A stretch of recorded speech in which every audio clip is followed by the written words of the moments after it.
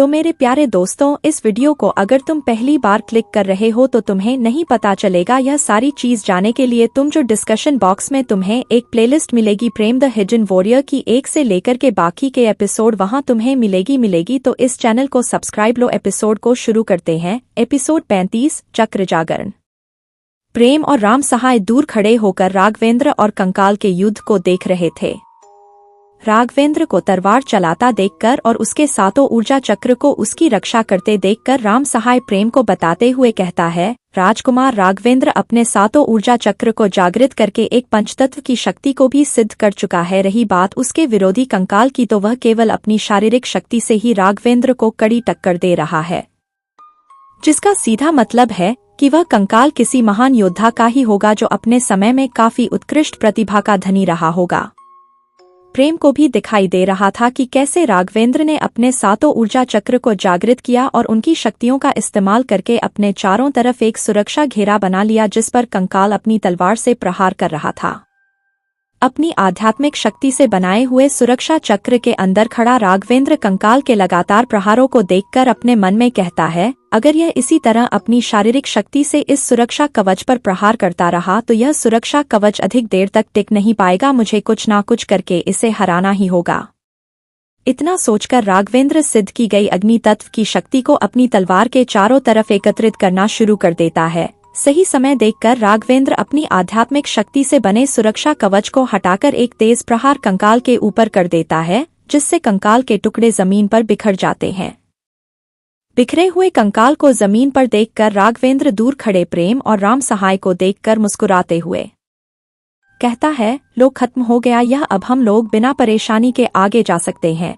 राघवेंद्र यह कहते ही राम सहाय और प्रेम के होश उड़ जाते हैं। प्रेम के चेहरे पर हैरानी के भाव आ जाते हैं। प्रेम को हैरान देखकर राघवेंद्र पूछता है, क्या हुआ, तुम इतने हैरान क्यों हो? जिस पर प्रेम राघवेंद्र को पीछे मुड़ने का इशारा करते हुए कहता है, राघवेंद्र तुम अपने पीछे देखो। प्रेम के कहने पर राघवेंद्र पीछे मुड़कर देखता है और हैरानी से 2 कदम पीछे हट जाता है, क्योंकि राघवेंद्र ने कुछ देर पहले जिम कंकाल को अपनी अग्नि तत्व की शक्ति से टुकड़े टुकड़े कर दिया था, वही कंकाल वापस सही सलामत हालत में राघवेंद्र के सामने खड़ा था।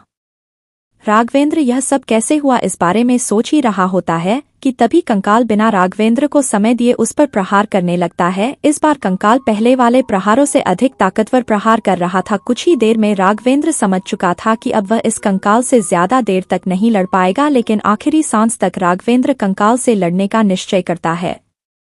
राघवेंद्र अपनी पूरी ताकत का इस्तेमाल करके कंकाल को हराने की कोशिश कर रहा था, लेकिन राघवेंद्र को जिस बात का डर था वही हुआ, क्योंकि कुछ ही देर में कंकाल राघवेंद्र को घायल करके उसे दूर फेंक देता है और वापस अपनी जगह पर खड़ा हो जाता है।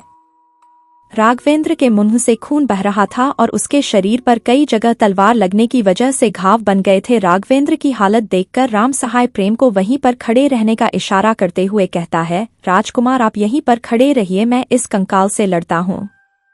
इतना कहकर राम सहाय अपनी उन शक्तियों का इस्तेमाल करने का फैसला लेता है जिन्हें आज तक उसने सभी से छिपा कर रखा था। राज्य में कोई नहीं जानता था कि प्रेम के साथ रहने वाले इंसान के पास शक्तियां हैं या नहीं।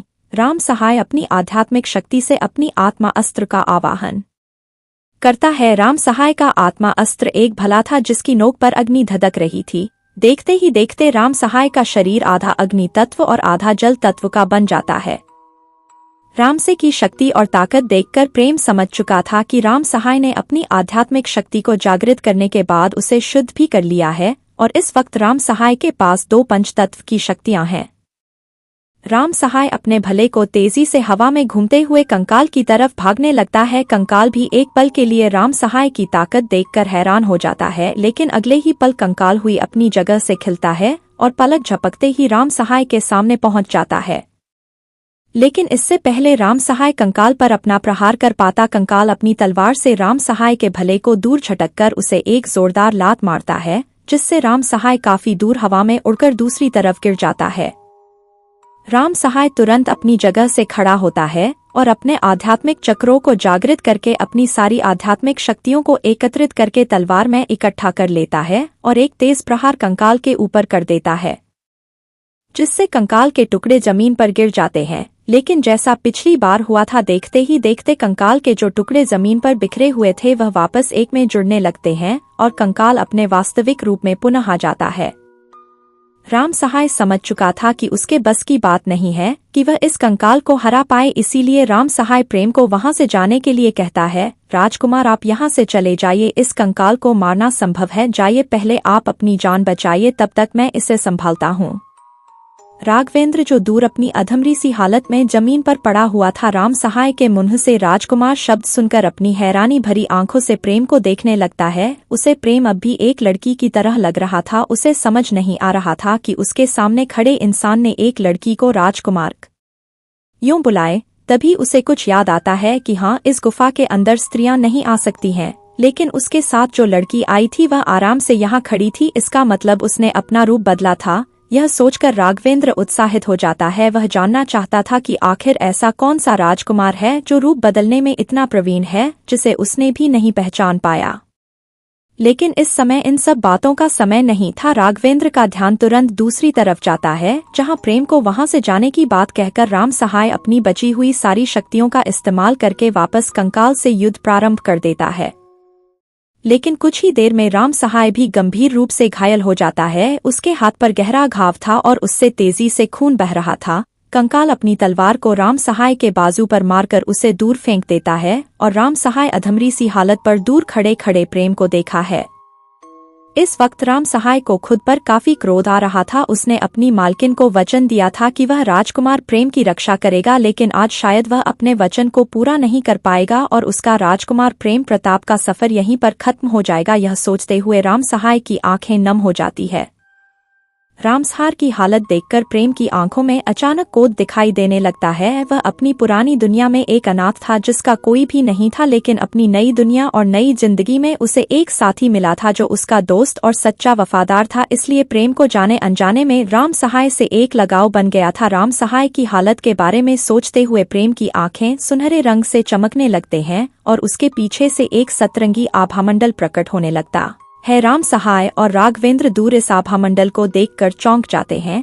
इससे पहले कोई कुछ समझ पाता, प्रेम अपने तेज कदमों से कंकाल के पास जाता है और उसकी गर्दन पकड़कर तेज आवाज में कहता है, तुम्हें अपनी शारीरिक शक्ति पर बहुत घमंड है, मैं तुम्हारे इस अधूरे शरीर को अभी खत्म कर देता हूँ। इतना कहकर प्रेम की पकड़ कंकाल की गर्दन पर कसने लगती है। कंकाल कुछ देर तक स्तब्ध खड़ा रहता है, फिर प्रेम के सामने हाथ जोड़ते हुए कहता है, देव सम्राट, मैं आपका दास हूँ, अपने दास की इस गलती को क्षमा करें और मुझे अपनी शरण में ले। सदियों पहले आपने इस देव आध्यात्मिक गुफा की रक्षा के लिए मुझे नियुक्त किया था, इसीलिए मैंने अपने कर्तव्य के चलते आप लोगों पर हमला किया, लेकिन मुझे बिल्कुल भी अंदेशा नहीं था कि आप खुद यहाँ पर हैं। देव सम्राट, इस दास को क्षमा करें। देव रक्षक कंकाल की बात सुनकर प्रेम थोड़ा शांत होता है और कंकाल की गर्दन छोड़ते हुए कहता है, ठीक है, अगर तुम्हें अपनी गलती का पश्चाताप करना है तो मुझे अंदर जाने दो। कंकाल तुरंत प्रेम के सामने से हट जाता है और उसे अंदर जाने का रास्ता देते हुए एक बड़े से पत्थर को गुफा के द्वारा से हटा देता है। रास्ता देखकर प्रेम उस गुफा के अंदर चला जाता है। प्रेम के आसपास अभी सप्तरंगी आभामंडल मौजूद था और उसकी आंखें अभी सुनहरे रंग से चमक रही थी। प्रेम के अंदर जाते ही कंकाल एक राहत की सांस लेकर किसी सच में डूब जाता है। दूर जमीन पर पड़े राम सहाय और राघवेंद्र प्रेम का रूप और कंकाल का बदला हुआ स्वरूप देखकर अनजाने में एक दूसरे की तरफ देखते हैं। उन दोनों को समझ नहीं आ रहा था कि इस वक्त यहाँ क्या हो रहा है। राघवेंद्र हिम्मत करके अपनी जगह से खड़ा होता है और राम सहाय को भी वापस अपने पैरों पर खड़े होने में मदद करता है। राघवेंद्र धीरे से राम सहाय के कान में कहता है, राम सहाय जी, आखिर यह सब हो क्या रहा है और आपने प्रेमलता जी को राजकुमार क्यों कहा? क्या वह सच में राजकुमार है और उन्होंने अपना रूप बदला है? राघवेंद्र की बात सुनकर राम सहाय अपना सर हाँ में हिलाते हुए कहता है, हाँ, यह हमारे राजकुमार है, इस राज्य के सबसे छोटे राजकुमार प्रेम प्रताप सिंह। राम सहाय के मुंह से प्रेम प्रताप सिंह का नाम सुनकर राघवेंद्र कुछ सोचने लगता है। तभी उसे याद आता है कि कैसे कुछ दिनों पहले राजकुमार प्रेम ने अपने बड़े भाई राजकुमार तेजस को महाराज के हाथों सजा दिलवाई थी और कैसे उसे महल से भी बाहर निकलवा दिया था। यह सोचकर राघवेंद्र के चेहरे पर एक मुस्कान आ जाती है, लेकिन वह कुछ कहता नहीं है। राघवेंद्र अपने चेहरे पर आई मुस्कान को राम सहाय से छुपाते हुए आगे पूछता है, लेकिन मैंने सुना था कि राजकुमार प्रेम के पास कोई भी आध्यात्मिक शक्ति नहीं है, लेकिन अभी जो शक्ति हम दोनों ने राजकुमार प्रेम के पास देखी थी वह क्या है? राघवेंद्र को प्रेम के बारे में इतनी सारी बातें पूछते देखकर राम सहाय सतर्क हो जाता है। जब से वह राघवेंद्र से मिला था तब से वह अकेले ही सारे काम करना चाहता था, लेकिन अब पता नहीं राघवेंद्र को क्या हो गया था कि वह राजकुमार प्रेम के बारे में सारी बातें जान लेना चाहता है। राम सहाय राघवेंद्र को मना करते हुए कहता है, नहीं, मुझे नहीं पता। इतना कहकर राम सहाय चुप हो जाता है। राघवेंद्र भी समझ चुका था कि अब राम सहाय उसे प्रेम के बारे में कुछ भी नहीं बताया, इसीलिए वह भी चुपचाप वहीं पर खड़ा रहता है और प्रेम के बाहर आने का इंतजार करने लगता है। दूसरी तरफ प्रेम जैसे ही गुफा के अंदर प्रवेश करता है, उसे अपने सामने एक बड़ा सा ऊर्जा पुंज दिखाई देता है जो एक गोल पत्थर के ऊपर स्थित था। उस ऊर्जा पुंज को देखते ही प्रेम के चारों तरफ घूम रही सतरंगी ऊर्जा तीव्र हो जाती है। प्रेम बिना ज्यादा देर लगाए उस ऊर्जा पुंज में बैठकर ध्यान लगने लगता है। कुछ ही देर में प्रेम के चारों तरफ घूम रही सप्तरंगी ऊर्जा तेज और तेज बहुत तेज हो जाती है, लेकिन वह ऊर्जा उस ऊर्जा पुंज के अंदर ही घूम रही थी और धीरे धीरे करके प्रेम की शरीर में प्रवेश करने लगती है। प्रेम की हर नाड़ी से होकर गुजर रही सप्तरंगी ऊर्जा प्रेम के सातों ऊर्जा चक्र को जागृत कर रही थी। प्रेम के 7 ऊर्जा चक्र धीरे धीरे करके चमकना शुरू हो जाते हैं। सातों ऊर्जा चक्रों में जैसे ही प्रेम की सप्तरंगी ऊर्जा प्रवेश करना शुरू होती है, वैसे ही प्रेम के चारों तरफ घूम रही सप्तरंगी ऊर्जा कम होने लगती है। कुछ ही देर में प्रेम के चारों तरफ की ऊर्जा उसके शरीर के अंदर प्रवेश कर जाती है और प्रेम के सातों ऊर्जा चक्र दिव्य रूप से चमकने लगते हैं। प्रेम के इंतजारे में बाहर खड़े लोगों को कोई अंदाजा नहीं था कि अंदर क्या हो रहा है, क्योंकि जैसे ही प्रेम के सातों चक्र जागृत होते हैं, वैसे ही आसमान से एक सुनहरे रंग का प्रकाश प्रेम के ऊपर गिरना शुरू हो जाता है और प्रेम का शरीर किसी सोने की तरह चमकने लगता है। लेकिन एक बात सबसे अजीब थी, प्रेम के चारों तरफ जब से सप्तरंगी ऊर्जा दिखाई दी थी तभी से प्रेम ने अपनी आंखें बंद कर रखी थी, मानो वह सो रहा हो। जिस जगह पर प्रेम था उससे हजारों किलोमीटर दूर एक बड़े से कमरे में एक इंसान अपने सामने ध्यान में बैठे बूढ़े व्यक्ति को काफी देर से देख रहा था, मानो वह कुछ कहना चाहता हो। काफी लंबे इंतजार के बाद बूढ़ा इंसान अपनी आंखें खोलता है और बिना अपने चेहरे किसी भाव को लाए अपने सामने खड़े इंसान को देखकर कहता है, गुरु मेघदत्त, आप राजकुमार तेजस के साथ मजराज के जन्मदिन में गए थे, तो आप इतनी जल्दी वापस कैसे आ गए? मेघदत्त और कोई नहीं थे बल्कि राजकुमार तेजस के गुरुजी थे, जो महाराज के जन्मदिन से पहले ही वापस आ गए थे। और उनके सामने बैठे बूढ़े व्यक्ति और कोई नहीं बल्कि अध्यात्म गुरुकुल के महागुरु दिव्य दृष्टि थे। कोई नहीं जानता था कि महागुरु दिव्य दृष्टि की उम्र क्या थी और वह कितने ताकतवर थे। लोगों का यहाँ तक मानना था कि महागुरु दिव्य दृष्टि अमर थे, लेकिन सच क्या था यह किसी को नहीं पता था, गुरु मेघदत्त को भी नहीं। महागुरु की बात सुनकर मेघदत्त हिचकिचाने लगते हैं, जिस पर महागुरु तेज स्वर के कहते हैं, मेघदत्त, अपने जल्दी आने का कारण बताओ, अगर कुछ नहीं है कहने को तो तुम यहाँ से जा सकते हो। इतना कहकर महागुरु वापस ध्यान में जाने के लिए अपनी आगे बंद करने लगते हैं। महागुरु को वापस ध्यान में जाता देखकर गुरु मेघदत्त महागुरु को रोकते हुए कहते हैं, महागुरु, मैं आपको जल्दी आने का कारण बताता हूँ। इतना कहकर गुरु मेघदत्त अपने साथ हुई सारी घटना महागुरु को बता देते हैं।